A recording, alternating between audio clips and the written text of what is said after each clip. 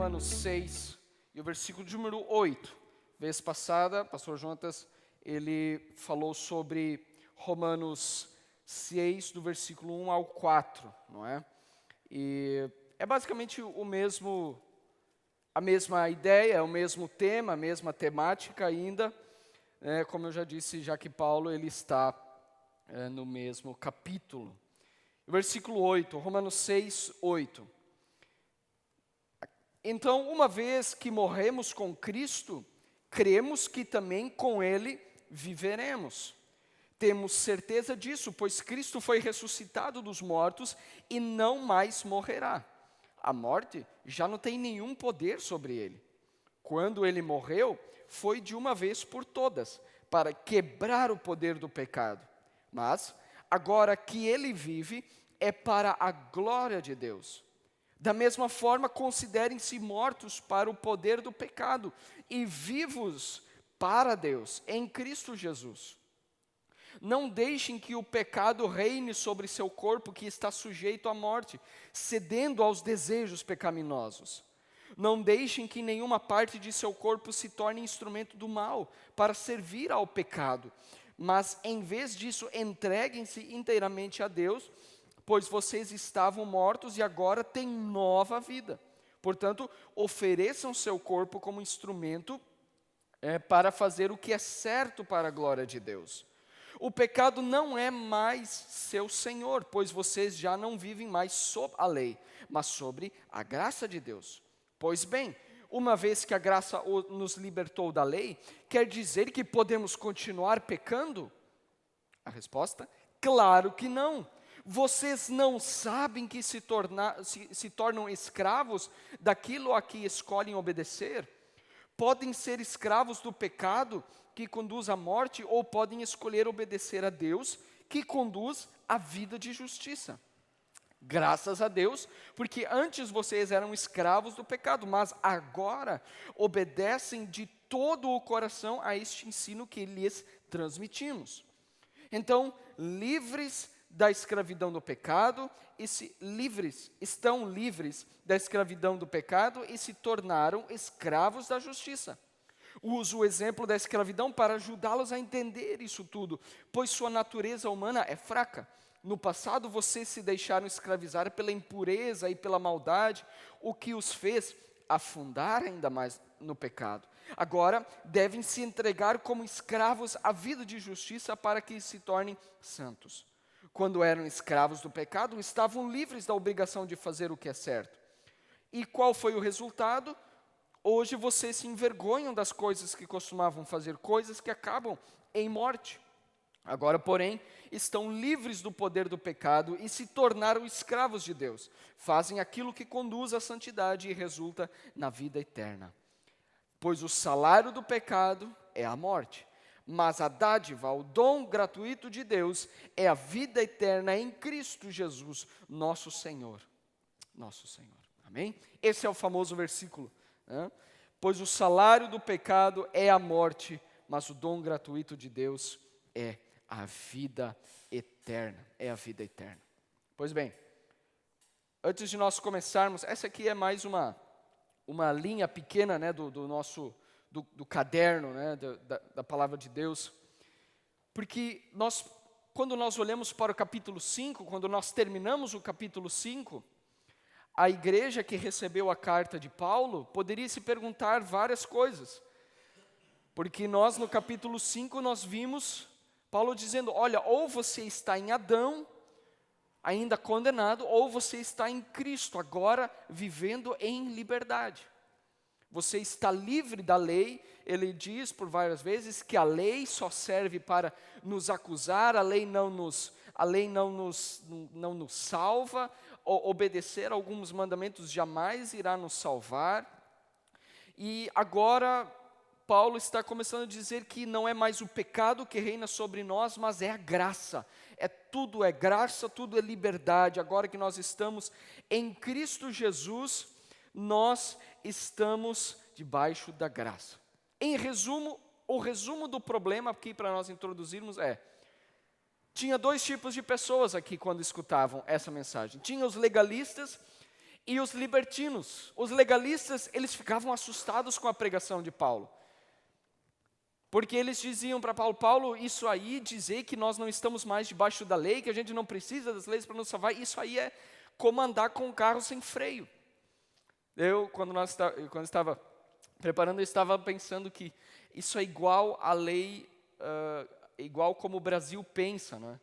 Porque nós precisamos ter uma lei para o povo não votar em candidatos corruptos, né? Então é a lei da ficha limpa. Quer dizer, você precisa de uma lei para ensinar o povo como tem que votar, para o povo não votar errado, né? Quer dizer, assim os legalistas eles achavam, eles diziam, olha, nós precisamos de lei, porque senão o povo vai se perder totalmente. Sem a lei pressionando as pessoas vão se entregar totalmente ao pecado. É o que os legalistas diziam, Paulo, esse teu ensino é perigosíssimo demais. Nós precisamos de leis. Mas havia o outro lado da moeda também. Os liberais, eles já se alegravam, eles diziam assim, agora sim. A gente não precisa de um monte de regra, a gente não precisa de um monte de lei, a gente não precisa ficar com um monte de regras, ficar com a cabeça cheia de regras, né? A gente está livre agora, agora sim, agora podemos pecar à vontade. Por quê? Porque no capítulo 5 Paulo diz, onde abundou o pecado, superabundou a graça. É o que Paulo diz. Onde havia pecado, agora a graça ela aumentou infinitamente mais.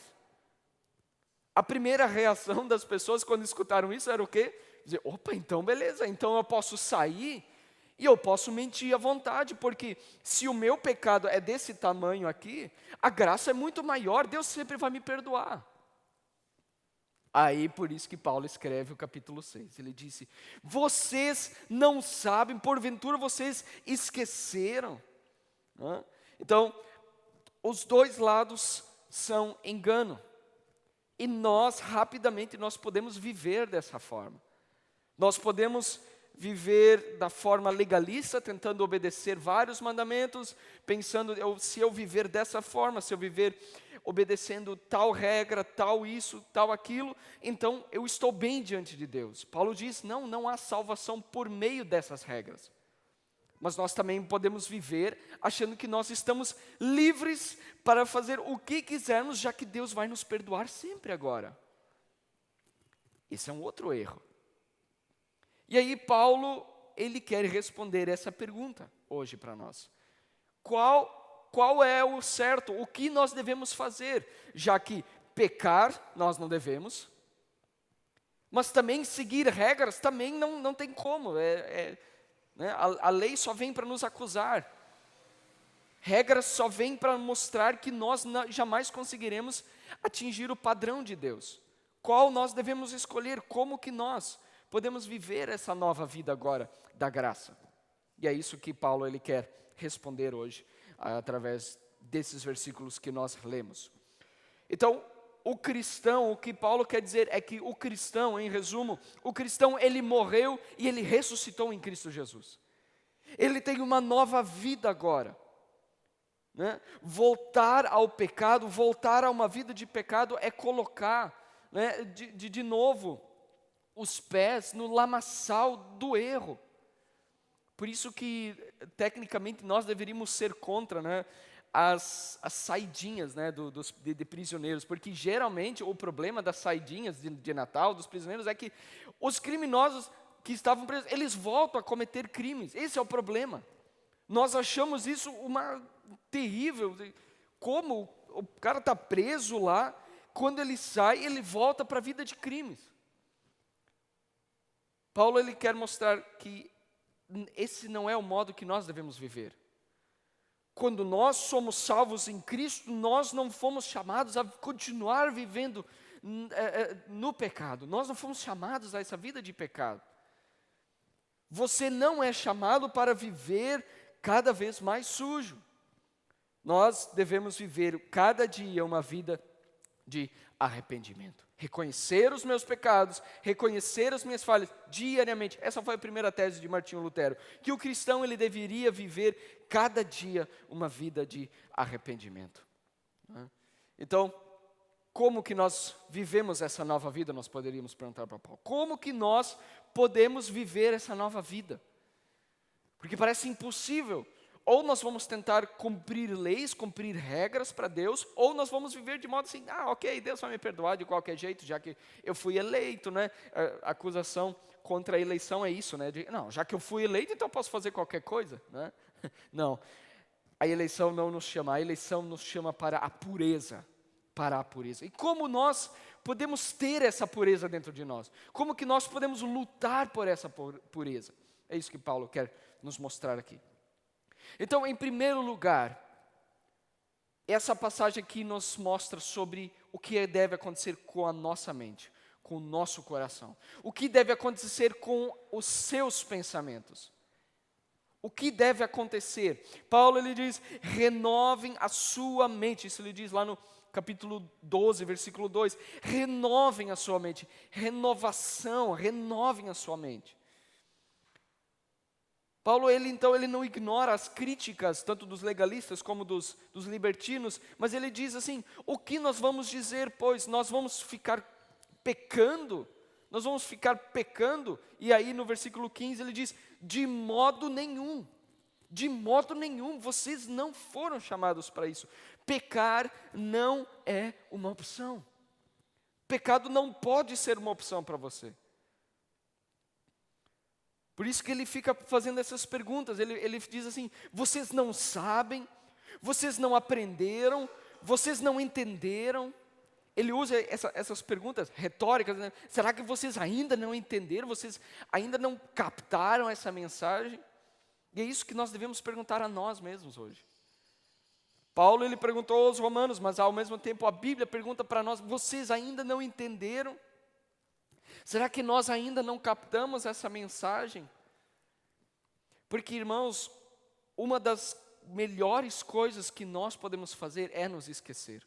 Eu sempre falo, né, da ceia do Senhor, que Jesus, quando Ele instruiu a ceia, quando Ele ordenou a ceia, Ele disse, façam isso em memória de mim. Quer dizer, relembrem na ceia o que eu fiz. Por quê? Porque rapidamente nós nos esquecemos. Nós nos esquecemos do sacrifício de Jesus. Nós nos esquecemos, hoje então, quem nós somos em Jesus. Esse é um problema. Nossa mente esquece muito rápido das coisas. Nós nos esquecemos rapidamente quem somos em Jesus Cristo. Principalmente quando o pecado vem nos atacar, nós esquecemos quem nós somos. Nós esquecemos de quem somos em Jesus Cristo, qual é a sua identidade. Nós esquecemos o que Cristo fez por nós. Raramente nós pensamos o que Jesus Cristo realmente fez por nós e que Ele é a base não apenas da nossa salvação, mas Ele é a base da nossa santificação. Os legalistas, eles achavam, ok, Paulo, principalmente em Gálatas, né? Em Gálatas há esse problema, eles dizem, ok, Paulo, eu acho que eu entendo, a salvação pode ser pela graça, mas é preciso, para que agora a gente se santifique, é preciso obedecer regras, é preciso ter regras. Paulo diz, não. A santificação, Jesus Cristo é a base da sua santidade também. Não só da sua justificação, mas da sua santificação. Para você andar em santidade, sem pecados, na luta contra o pecado, Cristo é a sua base também. Não as leis, não são regras. É Cristo. É Cristo. E como que Cristo pode ser a base da nossa santificação? E Paulo ele descobriu isso de um modo bem quase trágico, digamos assim. Paulo ele descobriu isso lá em Atos 9, 4. Todos sabem da história da conversão de Paulo, não é? Quando ele estava indo a Damasco, Paulo, antes de ele escrever a carta, antes de ele ser um cristão, ele perseguia a igreja. Ele matava cristãos por pregarem o evangelho.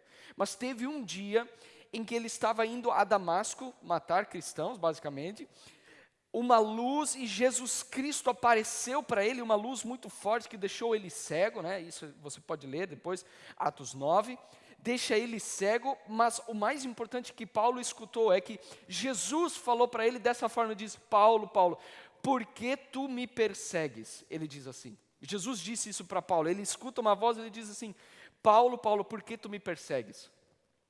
A pergunta que Paulo poderia ter feito, mas que jeito? Eu não estou perseguindo Jesus, eu estou perseguindo os cristãos. É aí que Paulo descobriu. Paulo descobriu, quando eu estou perseguindo cristãos, na verdade eu estava perseguindo o próprio Cristo. Por quê? Paulo ele está descobrindo agora. Ele descobriu, o cristão está unido a Jesus. Ele está unido, ele está enraizado a Jesus. Cristão e Jesus Cristo estão no mesmo patamar. Da mesma forma que, então, Paulo descobre que ser cristão significa que as riquezas de Jesus se tornam as nossas também. A justiça de Jesus é a nossa. A obediência de Jesus é a nossa também. Até mesmo a perseguição que você sofre é a de Jesus Cristo também, ele diz. Jesus, aos discípulos, ele diz assim, olha, se vocês forem perseguidos, lembrem-se de que antes perseguiram a mim. Quer dizer, estar unido a Jesus Cristo é isso, é fazer... o Paulo ele descobre que o cristão está profundamente unido. É a mesma coisa, estar unidos. Em Cristo Jesus significa isso, você é igual a Cristo, você se torna um com Cristo. Você se torna um com Cristo. E agora, quando você se torna um com Cristo, quem você é agora? É preciso redescobrir, então, qual é a sua identidade. Se você abrir o YouTube, você tem várias pregações sobre identidade. E esse é um assunto importantíssimo, redescobrir. Quem é você em Cristo Jesus? Porque essa é a chave do capítulo 6. Paulo está dizendo, você precisa se lembrar de quem você é em Cristo Jesus para vencer o pecado. Não são obedecendo regras. Não é vivendo de qualquer jeito, achando que Deus vai te perdoar, não. Você precisa se lembrar de quem você é em Jesus. Lembrem-se. Não se esqueçam de quem vocês são em Jesus Cristo. Então, quando alguém crê em Jesus, algo profundo acontece. Deus nos tira de um reino e nos coloca em outro reino. A Bíblia diz que Ele nos libertou do reino das trevas e nos colocou no reino da luz. Nós não pertencemos mais ao reino das trevas. Nós não pertencemos mais ao antigo reino do pecado. Você não pertence mais. Você não pertence mais. Antes o pecado era como um senhor que mandava em você, mandava em nós. Mas agora não é mais assim. Antes era o pecado que governava os seus desejos. Antes era o pecado que governava as suas escolhas. Antes era o pecado que controlava os seus pensamentos. Mas Paulo diz agora, você em Cristo Jesus é outra pessoa. Você não é mais o mesmo. Você não pode ser mais o mesmo, você pertence a Cristo, você não pertence mais ao pecado, o pecado não reina mais em você. O pecado, é óbvio, ele ainda te tenta, ele ainda vai te chamar, ele ainda luta contra você. Mas ele não é mais o seu Senhor. Eu estava lembrando que, como os irmãos sabem, nós estávamos morando em Porto Xavier, há uns 2 anos atrás. E lá eu trabalhava no mercado, né? Então, quando eu saí de Porto Xavier, a dona do mercado sempre perguntava, você vai voltar para Porto Xavier? Queria que você trabalhasse com nós de novo, que tu vai voltar, cada vez que ia lá, tu vai voltar para Porto Xavier. Eu sempre meio que me esquivava da pergunta, né? Mas teve um dia que eu falei, olha, eu estou morando em outra cidade, provavelmente nunca mais eu vou voltar. Eu não sou mais cidadão de lá. É assim com nós também, você não pertence mais. A realidade do pecado ainda existe, mas você não pertence mais a esse mundo, você não volta mais às velhas práticas. O pecado ainda está te atormentando, ele ainda vai guerrear contra você. Ainda vai vir momentos de luta, e digamos que no cristão, as lutas contra o pecado são infinitamente maiores, mais duras. A luta contra o pecado. Mas Paulo ele diz, o pecado não irá dominar vocês mais. Ele não vai dominar vocês. Perceba, isso aqui não é algo que Deus está mandando você fazer. Ele está declarando uma coisa. Ele está dizendo, não vai ser mais assim e ponto, acabou. Se você pertence a Jesus Cristo, se você tem uma nova identidade em Jesus Cristo, você não pertence mais. Você não pertence mais a vida velha de pecados. E aqui basicamente eu me lembrei de dois filmes. Um que antigamente para mim pelo menos era muito pecado, então eu assistia na escola, né? O Rei Leão. O Rei Leão. Talvez os irmãos já tenham assistido. E é um filme para crianças, né? Mas o Rei Leão é o Simba, o leãozinho que se perde, os seus pais morrem, aí ele se perde, ele começa a comer larva, ele começa a comer vegetais, e aí um dia um macaco sábio dá uma pancada na cabeça dele e diz: Simba, você é um leão, você é um rei, você é o rei da selva. Ele dá um chacoalho no Simba, às vezes, você não foi chamado para comer larva e vegetais, você é um leão, você é o rei da selva, né? E daí, a partir de lá, o filme muda tudo, né? É um desenho animado, mas isso nos mostra que nós, como Simba, nós esquecemos de quem nós somos. Rapidamente nós nos esquecemos de quem nós somos em Cristo. Quando o pecado vem, quando a sua insatisfação vem, quando a tentação da mentira, a falta de perdão vem, nós somos tentados a esquecer quem nós somos em Cristo. Outro filme que até eu gostaria de que você assistisse é Senhor dos Anéis. São três filmes de 4 horas, né, que fala sobre, e no começo desses filmes nós temos Aragorn. Aragorn, ele é um andarilho, ele fica andando por aí, ele é um pobre, mas no final ele descobre que ele era o rei de toda a terra, né? Se você não assistiu ainda, eu recomendo que você assista. Da mesma forma, nós vivemos muitas vezes assim, nós vivemos não sabendo quem nós somos em Cristo. Aí nós lembramos da terceira mensagem antes, né, dessa, quando o pastor Jonas ele usou aquela do cara que comprou a passagem num cruzeiro, né, e ele comia só bolacha. Né, no final ele descobriu que o ticket dele dava acesso a toda a comida do cruzeiro. Não se esqueça de quem você é em Cristo. Você é em Cristo uma nova pessoa. A vida velha dominada pelo pecado não pertence mais a você. A mentira não pertence mais a você. Ela não domina mais a você.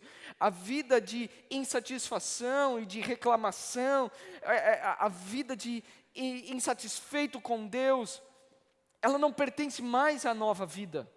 A vida de mentira, a vida da falta de perdão, a vida da luxúria, do amor ao dinheiro, não pertence mais a você. Não pertence mais a você. Você é uma nova pessoa. Outro remédio que nos ajuda a lembrar é quanto essa salvação, essa nova vida custou a Jesus Cristo. Quanto essa nova vida custou.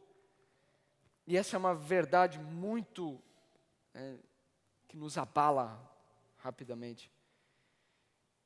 Irmãos, lembre-se, cada pecado que nós cometemos foi colocado sobre Cristo na cruz. Cada ato de mentira, cada ato de insatisfação, cada ato de desobediência, cada ato de ira, cada ato que traz vergonha, ela foi colocada sobre Cristo na cruz.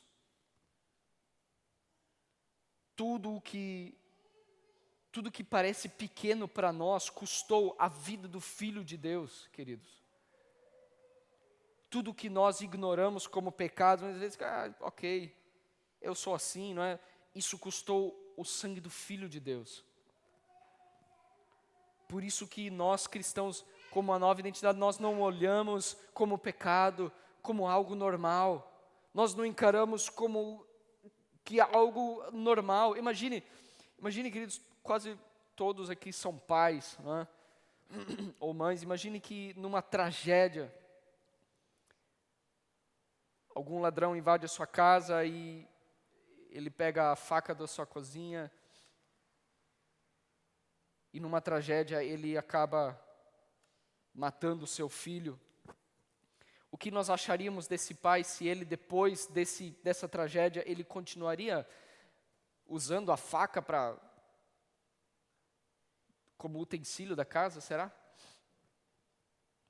Imagine Um pai que perdeu o filho por causa de uma faca e depois ele continua, você chega na casa dele, ele está continuando usando a arma que matou o filho dele.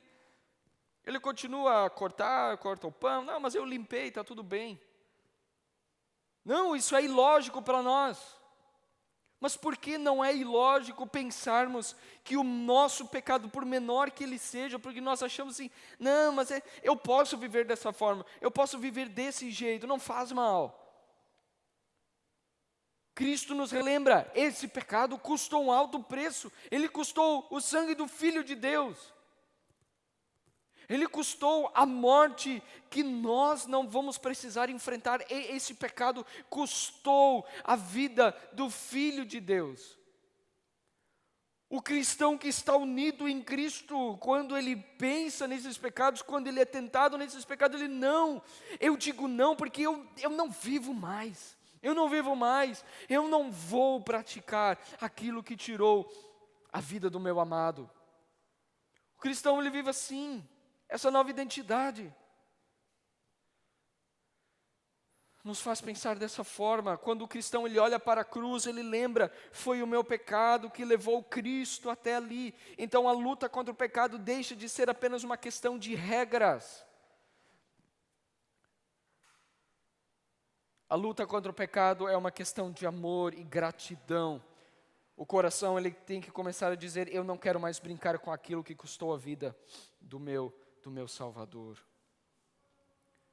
Você na nova identidade, então, você lembra que você pertence a Cristo e você não irá cometer, o pecado não reina mais sobre você. Ele está ali ainda, te rodeando, mas ele não reina sobre você.